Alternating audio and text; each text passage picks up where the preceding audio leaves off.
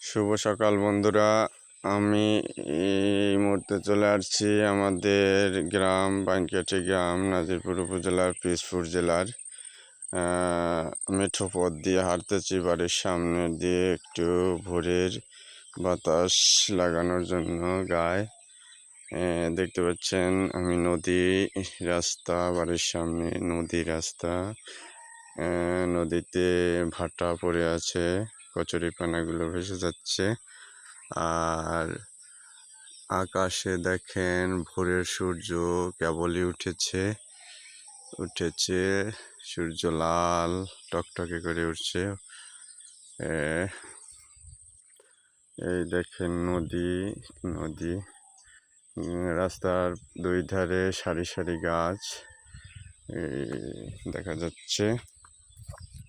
আর আমাকে দেখতে পাচ্ছেন, আমি হাঁটতেছি এই যে ভোরের বাতাস লাগানোর জন্য। ভোরের বাতাসটা অনেক মিষ্টি বাতাস, এটা স্বাস্থ্যের জন্য আপনাদের উপকার। ভোরে উঠে হাঁটাহাঁটি করলে স্বাস্থ্য ভালো থাকে। হাঁটতে যাইতেছি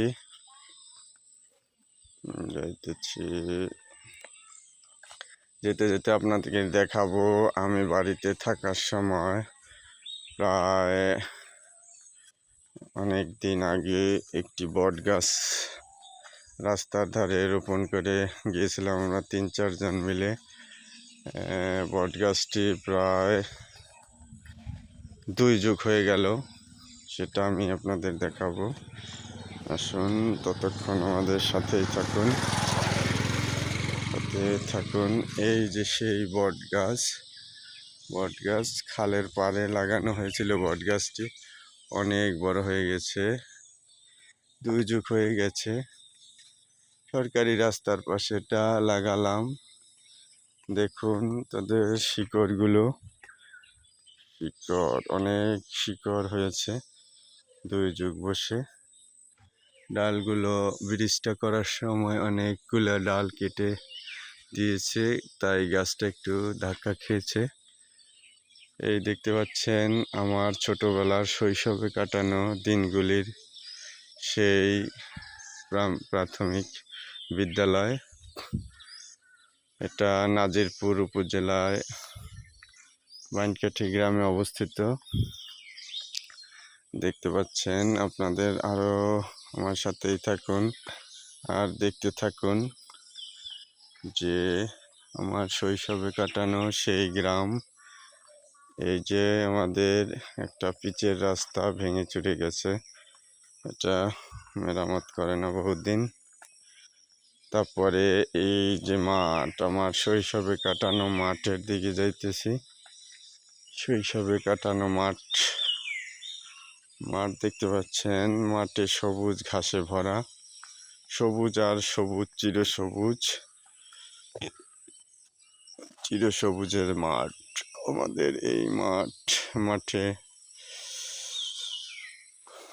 আমাদের গরুগুলি এখানে ঘাস খায়, এই মাঠেই চড়ানো হয়।